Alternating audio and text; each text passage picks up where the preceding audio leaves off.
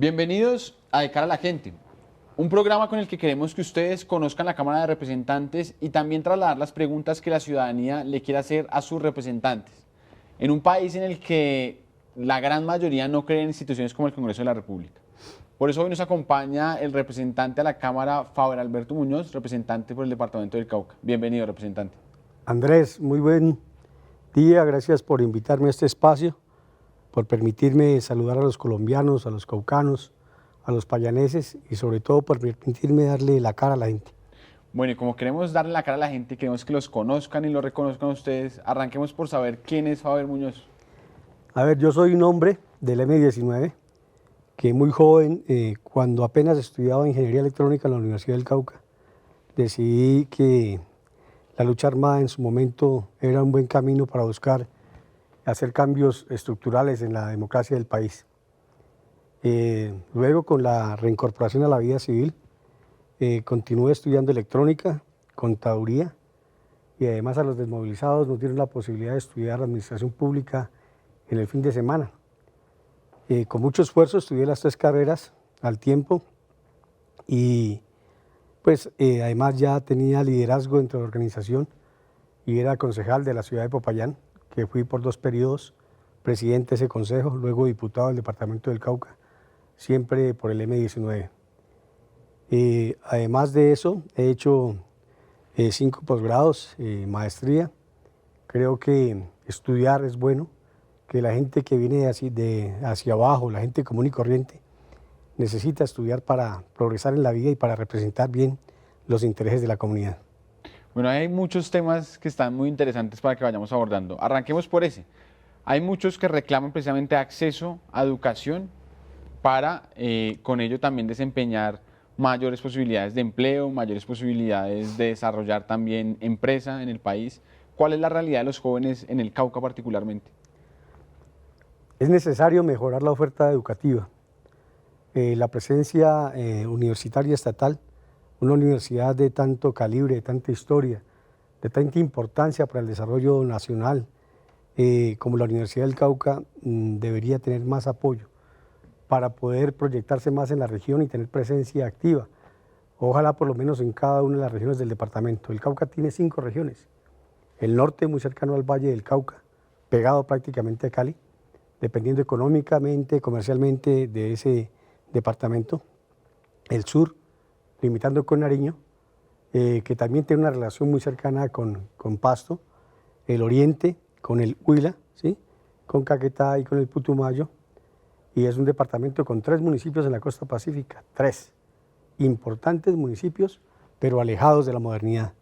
3 municipios que no tienen vía terrestre, no hay forma de comunicarse por tierra entre estos 3 municipios y su capital, el municipio de Popayán. Esas regiones deberían tener todas una presencia universitaria de origen estatal.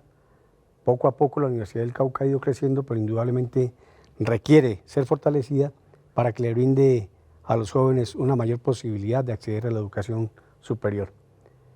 Popayán es una ciudad universitaria, se ha convertido poco a poco en un atractivo para todos aquellos municipios, inclusive otros departamentos que quieren que sus hijos estudien en la región. Tiene una buena imagen, es un buen reconocimiento de sus universidades y ese es y debería seguir siendo, en la medida que se fortalezca, una de las posibilidades de desarrollo más grande de este departamento.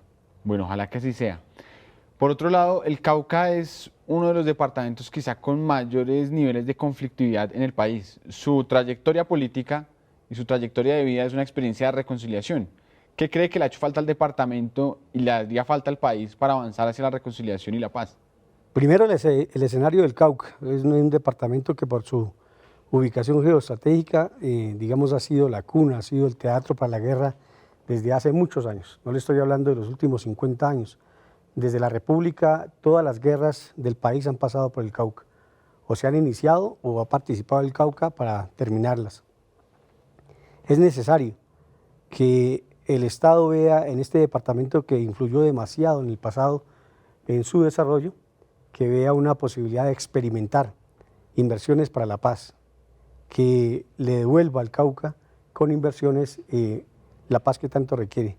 La paz no es solamente la ausencia de conflicto armado, La paz es también la posibilidad del desarrollo social de las comunidades y es exactamente de lo que adolece hoy nuestro departamento. Y ellas están directamente relacionadas con las políticas sociales del orden nacional y con las inversiones que el Estado-Nación haga en este departamento para iniciar procesos reales de desarrollo. Inversiones en infraestructura, vial, energética,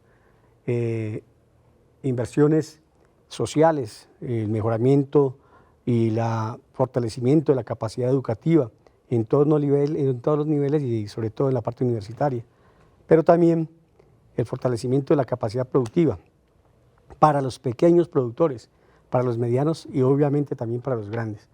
Pero si queremos recuperar el Cauca hay que hacer primero propietarios a los caucanos de la tierra y segundo, brindarles las herramientas para que ellos las hagan productivas y se vinculen al círculo económico de productividad de nuestro departamento. Bueno, quiero mostrarle un video suyo de apenas unos días antes de que se posesionara el presidente Iván Duque y mostrando sus expectativas frente a este gobierno. Hasta donde sea posible lograr el interés del presidente en el Cauca, lograr de él una mirada positiva, que vea en el Cauca, así como ha sido un territorio para la guerra y para la expresión de todos los conflictos sociales. Si usted quiere ver un problema del país, venga al Cauca que aquí los encuentra a todos. Lograr de él una mirada diferente, una interpretación positiva de nuestro departamento y llamar la atención para que parte de su gestión como presidente se enfoque a solucionar problemas importantes del Cauca. Si lo hemos logrado, hemos sido exitosos. La gestión parlamentaria nuestra va a estar dirigida a eso. A menos de un año de que se acabe el actual periodo constitucional para el que usted ha sido elegido y también entrando al último año del presidente Iván Duque, ¿cuál sería el balance de lo que se ha hecho en este gobierno? ¿Se ha logrado posicionar al Cauca en la agenda nacional? Creo que han faltado inversiones y hemos tenido dificultad para lograr que lo que ya estaba contratado como la doble calzada Santander de Quilichao-Popayán, que ya estaba concesionada, se inicie su ejecución. Ha tenido cualquier tipo de problemas. Sé que el gobierno, la ANI, han tenido el compromiso por de todas las formas iniciar esta obra, pero lo cierto es que los caucanos, los payaneses sentimos que ha sido, digamos, otra vez un problema para ellos que una obra que ya estaba contratada no se inicie. Como están las cosas, digamos que del optimismo estamos pasando un poco al pesimismo sobre el desarrollo de la misma. Igual, el señor presidente se ha comprometido con que antes de que termine su gobierno, le queda un año, iba a iniciar formalmente el proceso para garantizar la contratación de la doble calzada entre Popayán y Pasto, doble calzada que requiere una variante entre el Timbío y el Estanquillo, doble calzada que haría que el país, desde el Ecuador, la Panamericana hasta el norte, tenga una posibilidad de mejorar su tránsito y su movilidad. Esta parte del Cauca tiene que garantizar el presidente que se inicie la obra entre Santander y Quilichao-Popayán, pero también que se licite y se inicie la obra entre Popayán y Pasto. Hemos encontrado algún respaldo para continuar las vías de Oriente, pero también nos hace falta que alguna vez se inicie la vía terrestre entre el centro de los Caucanos y la costa pacífica. En términos de infraestructura se han hecho inversiones, sobre todo porque el Cauca es el departamento que más tiene municipios PEDET, tiene 21 en total, y todos ellos, como resultado pues, de lo pactado en el acuerdo de paz anterior, hay la obligación de que se haga una priorización de inversión de recursos en estos municipios. Este año y el próximo van a ser importantes para que efectivamente todos esos municipios que sufrieron de ninguna manera los efectos de la guerra puedan ahora ver también lo que significa la paz y el desarrollo desde las inversiones priorizadas para los PEDET. O sea, ¿ha sido favorable para estos municipios esa priorización por vía de los PEDET del acuerdo de paz? Claro, lo que es necesario es que se dinamice más, que se busque la forma de hacerlos más ágiles, de vincular, digamos, más al ciudadano para que se apropie de las inversiones que se van a realizar. Pero indudablemente todas aquellas son fundamentales e importantes para el desarrollo del Cauca y de los caucanos. Usted mencionaba en el video que en el Cauca usted encuentra todos los conflictos. Y si se hiciera no un teatro de operaciones para la guerra, sino para la solución de los conflictos, ¿qué podríamos hacer con los cultivos de uso ilícito para resolverlo en el Cauca y quizá en todo el país, siendo este uno de los fenómenos que más afecta a nuestra realidad nacional? Mire, eso es prioritario, es importante. Y el gobierno ahí tiene que pensar que a un año de terminar su mandato no puede llenar de químicos, de glifosato, los territorios del Cauca. Por dos cosas. Primero, porque hay unos temas asociados de salud y ambientales que no permitirían que el Cauca tenga un desarrollo, digamos, ambientalmente sostenible, porque va a tener graves problemas de tener este veneno circulando en los aires y en las aguas. Y segundo, porque hay una economía que nadie reconoce, una economía que niega a la gente, hay una economía que se quiere, digamos, de alguna forma enfrentar, pero que al enfrentarla a través del glifosato va a ser en los municipios del Cauca.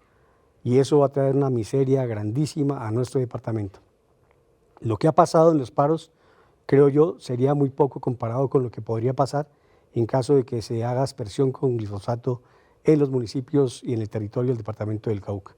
Esa economía de la que te hablo es la que permite que los centros poblados, por decir algo, Popayán, es un municipio que como capital no tiene desarrollo industrial. El único empleador y porcentualmente es el Estado, en pequeña escala. Digamos que no hay una actividad productiva que permita generar empleo para la mayoría de los habitantes que tienen capacidad de trabajar. Pero sin embargo, la plata fluye en el municipio y se venden servicios, se compran productos, se está vendiendo la vivienda que se construye. De alguna u otra forma es porque hay un circulante de recursos que llega de otros municipios y obviamente tiene que ser de los municipios productores de estos cultivos. Hoy, en tanto que no se ofrezca una alternativa real de producir otro tipo de bienes, otro tipo de alimentos en el agro, es imposible que la forma sea aplicar veneno, ¿sí?, para esos territorios porque afectarán la salud, el ambiente, la economía de los caucanos. Popayán sufriría de una manera grande este conflicto. ¿De dónde entonces va a haber movilidad? Cada apartamento que se vende en Popayán necesariamente se hace para que alguien, un hijo, se eduque en una universidad.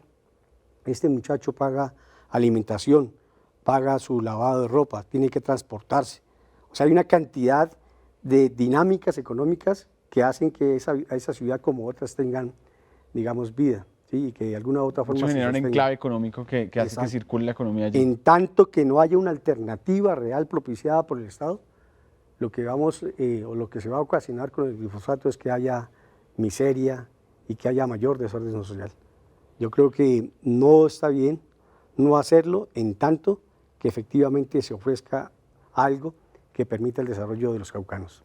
O sea, ¿no se podría abordar una solución simple que no reconozca que también hay una economía de la que viven muchas familias campesinas en nuestro país? Sí, claro que no, claro que no. O sea, ¿cómo hace un campesino para producir algo en territorios lejanos, no conectados inclusive con los centros urbanos, para producir algo que no se va a poder transportar, que hay mucha distancia entre donde se produce y donde se comercializa? ¿Cómo va a hacer si lo que le cuesta la producción al final es parecido o menor a lo que le cuesta venderlo? Tiene que buscarse alternativas, pero también tiene que buscar alternativas globales. El problema hoy del narcotráfico es que es un gran negocio para unos, para los que trafican, ¿sí?, los productos de este tipo de cultivos, pero para la gente común y corriente es simplemente un sustento que le da una posibilidad económica mejor que otros productos. Es necesario que entonces la política permita que deje de ser un negocio a nivel internacional, que se piense más en estudiar qué está pasando con el consumo en otros países. En tanto que haya consumo y este crezca de la manera como está creciendo en otras partes del mundo, pues para algunos es un negocio que otros produzcan para ellos transformar ese producido y volverlo las drogas que hoy está consumiendo el mundo. O sea que hay que cambiar la noción de cómo nosotros dejamos de depender de esa producción y es ofreciendo alternativas reales de desarrollo a nuestra gente. Bueno, esas visiones complejas no son tan comunes en la política, que a veces ese tipo de discursos no parecen tan rentables. Quisiera preguntarle por el empleo para los jóvenes, que es otro de los factores, digamos, también de conflictividad en la región. ¿Qué se ha hecho para promover el empleo juvenil? Mira, efectivamente lideramos una iniciativa para que por lo menos a los jóvenes, ¿sí? No se les pida tener experiencia cuando acceden a un cargo público. Es imposible que a un joven se le pida experiencia cuando nunca se le ha dado la posibilidad de ingresar al trabajo para que obtenga la experiencia. Sí. Y en ese círculo siempre el joven terminaba siendo una persona alejada del empleo, por lo menos del empleo público. Lo que hemos dicho afortunadamente ya se ha empezado a aplicar con la iniciativa legal que tuvimos, fue que el 10% de las plantas del empleo público se garantizara para los jóvenes. Muchos a través de tutelas, después de que la norma salió, han logrado gozar de este beneficio. Y veo yo hoy que el gobierno, cuando aplica ya para empleos, está llamando a la gente joven, menores de 28 años, para que tengan la posibilidad de trabajar y casi siempre pidiendo que no tenga esa experiencia como requisito. Hay otro sector que también sufre mucho por el desempleo y son los adultos mayores. Vi que usted promovió una ley de empleo para el adulto mayor y algunos beneficios tributarios, descuentos. ¿De qué se trata eso? Esa es la otra cara de la moneda, ¿no? Por un lado el joven que le falta experiencia y del otro lado la persona adulta mayor que le sobra la experiencia pero que ya digamos que subvalora el mercado del empleo porque de pronto no tiene las habilidades que podría tener un joven. En otros países la experiencia se valora y se valora muchísimo.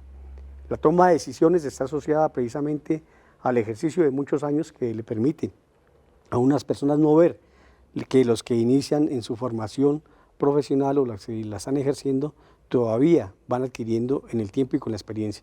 Yo creo que tanto necesita el joven que se le dé oportunidades, como también hay que proteger a aquellos mayores, ¿no es cierto?, adultos mayores, que teniendo la experiencia y la posibilidad de trabajar, puedan hacerlo en este país.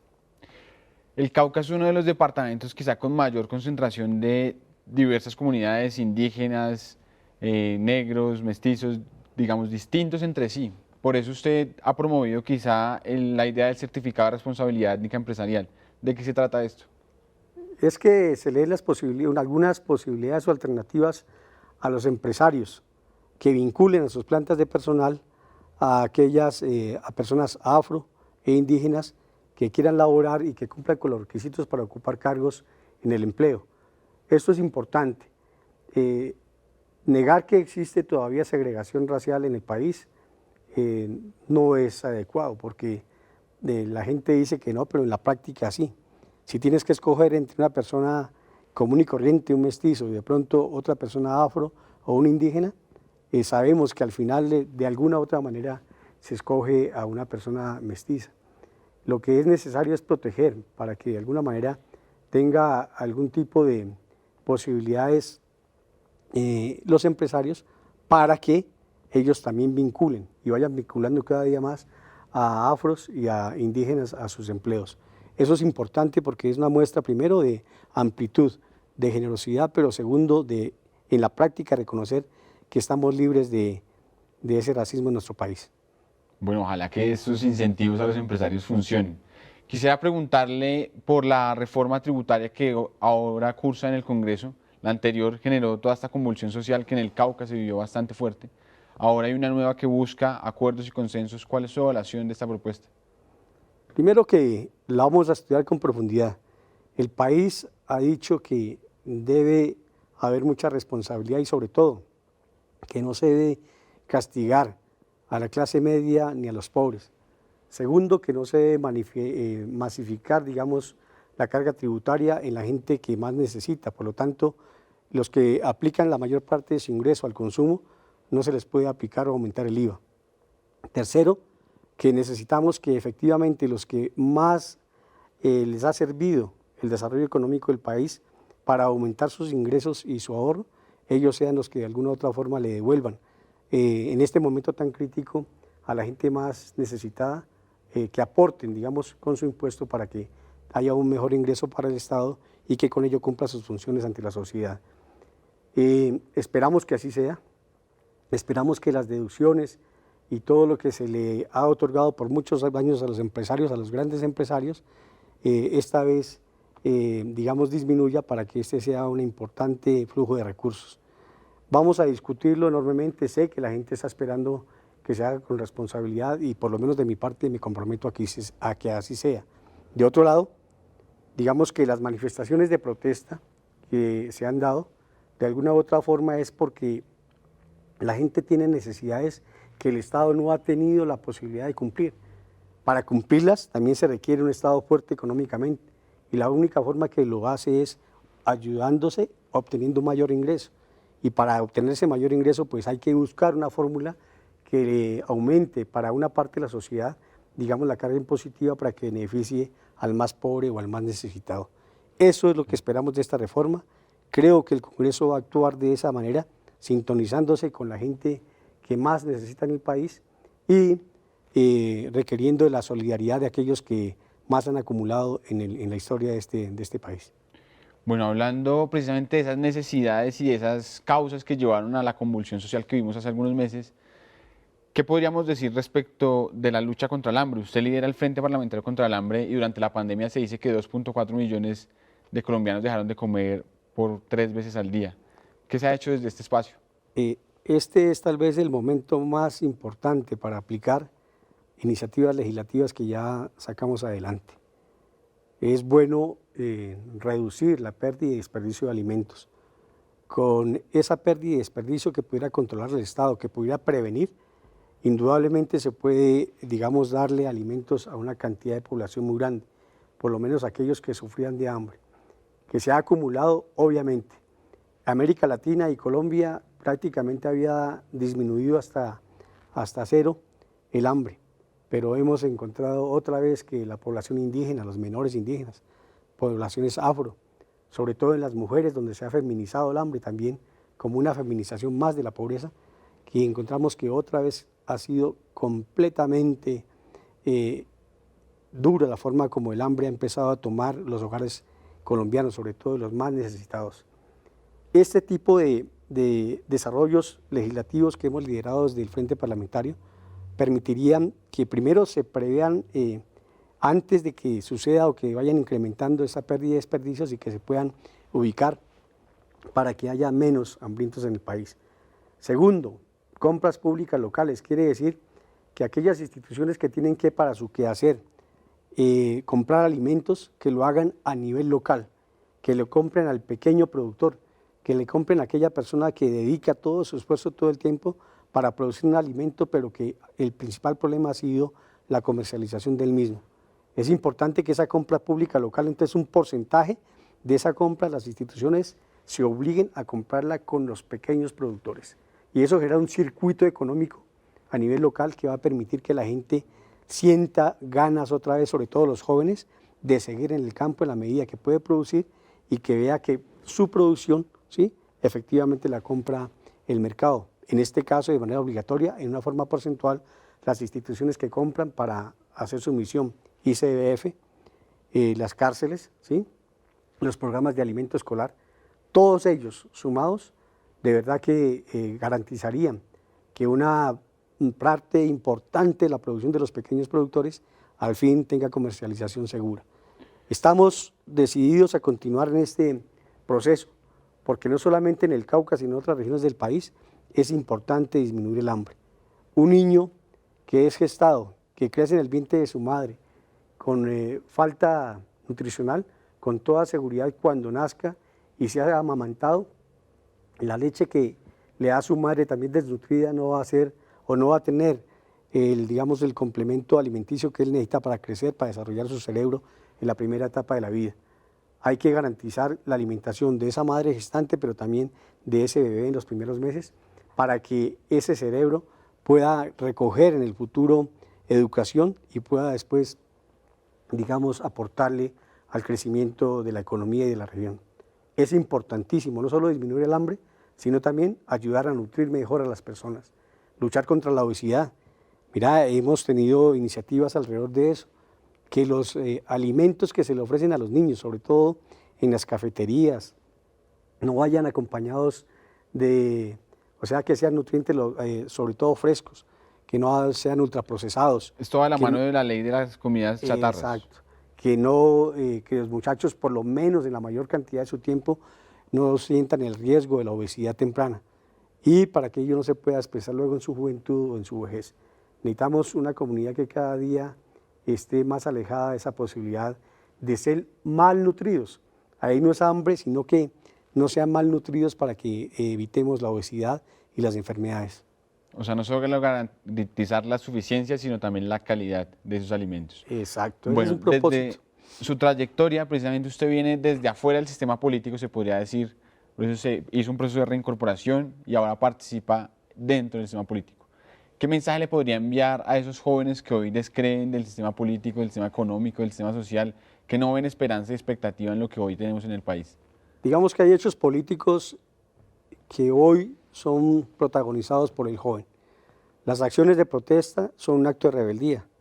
Al tiempo también es una acción política de demostrarle al establecimiento y al sistema que tiene que enfocar mejor sus políticas y sus acciones para no solamente solucionar los problemas presentes del joven, sino para que los niños y jóvenes, que deben ser necesariamente el presente y el futuro del país, tengan mayores opciones educativas, de empleo cuando se haya educado, pero también que tenga más oportunidades de gozar del tiempo libre y de la recreación oportuna. Todo eso es posible si atiende el Estado con políticas claras y si interpreta bien lo que está pasando el día de hoy. Pero también es necesario que el joven entienda que la rebeldía no es suficiente. No es salir a las calles solamente y expresar una manifestación frente a lo que hay. En el Cauca hemos convocado el partido de la U para que los jóvenes de hoy, los jóvenes rebeldes, sobre todo los jóvenes que protestan, canalicen, digamos, a través de dinámicas políticas lo que tienen. Hemos ofrecido cupos para que integren las listas, ¿no es cierto?, para llegar al Congreso. Ojalá que los jóvenes intenten también protagonizar con las personas que los acompañan en la protesta, digamos, convocándolos a que voten por ellos para ocupar los cargos públicos. Digamos que no es necesario disminuir el tamaño del Congreso, lo que hay que hacer es que el Congreso sea diferente y que a ellos lleguen la mujer, llegue el joven, toda la gente que cree que los políticos no hacemos bien las cosas, que hagan lo posible para llegar al Congreso y desde él hacer las transformaciones que el país necesita. Bueno, por ahí veo que no está de acuerdo con una idea de reducción del Congreso. ¿Qué piensa de la idea de reducción de salarios o limitar los periodos? Pero ¿cómo vas a...? Es que va en contravía. Los acuerdos de paz hablaban de la creación de unas nuevas curules de paz para las víctimas. Eso significa no ampliar el número del Congreso. Obviamente se aumenta. Lo que implica es la mayor participación de sectores vulnerables que han sufrido el conflicto por muchísimos años en el país y que tienen obviamente un canal de expresión de sus ideas y de transformación del país a través de su ejercicio parlamentario en la Cámara de Representantes. Ahí estamos ampliando el Congreso. ¿Tiene un costo? Claro que tiene un costo, pero es un costo que se supone, esto va directamente orientado a disminuir los orígenes del conflicto, los orígenes de la guerra, que uno de ellos es precisamente la exclusión política de la que ha sufrido la población colombiana. Okay. Es necesario. Yo creo que antes de pensar en hablar del tamaño del Congreso, es garantizar desde la acción política que los que van al Congreso sean diferentes, que lleguen los obreros, que lleguen los hijos de las personas que trabajan en el campo, que lleguen los jóvenes que están en la ciudad hoy reclamando, que todos ellos hagan un ejercicio para desde cualquier partido puedan acceder al Congreso a hacer la discusión de las ideas, a hacer y a tener la iniciativa legislativa para que lo que ellos piensan que debe cambiar el país, ellos sean los que propicien esas iniciativas de cambio. Ese es el llamado que hacemos a los jóvenes, a las mujeres, para que se vinculen directamente a la actividad política y para que lleguen al Congreso a cambiar el Congreso, pero con la presencia de ellos. ¿Cuál sería, para cerrar, ese balance que usted hace entre su expectativa de cambio cuando quería llegar al Congreso y ahora que está aquí, terminando ya casi su primer periodo constitucional en el Congreso de la República? No, hace unos días tuve la posibilidad, como aquí, de darle cara también al país en mi rendición de cuentas. Y hemos hecho un análisis de lo que hemos avanzado y mi participación en el Congreso en 3 años de legislatura, digamos que se parece a la de aquellos que han llevado ya más periodos en el Congreso, en iniciativa legislativa, en autoría y coautoría de proyectos, pero sobre todo también en la forma como he manejado las ponencias y las coordinaciones de ponencia que a mí han llegado. La comisión a la que pertenezco, la comisión séptima, que tiene que ver con la salud, con la vivienda, con el deporte, con el trabajo, que tiene que ver con la prosperidad social, con el bienestar familiar, es una comisión que ha pasado iniciativas de ley importantes. En vivienda, la ley de vivienda fue muy importante y lo será, porque establece la política de Estado que va a permitir que en el tiempo se desarrolle la vivienda brindando a la gente, no solamente nueva construcción de vivienda de interés social, sino también que haya la posibilidad de que se mejore la vivienda propia, pero también de que se construya ella por autoconstrucción. Eso en los departamentos pobres ha generado desde hace años desarrollo, sino que había desaparecido de la acción del Estado. Hoy es posible que se haga nuevamente. Igual en el deporte. Empezamos esta legislatura en la Cámara de Representantes con la discusión de la ley del deporte, que ya pasó por Senado. Con toda seguridad, ahí vamos a actuar para que haya una política que permita que inversiones privadas y públicas puedan reorientar la actividad deportiva en nuestro país, que tantas glorias le ha empezado a dar, que ha empezado a dar, digamos, satisfacciones especiales a la sociedad.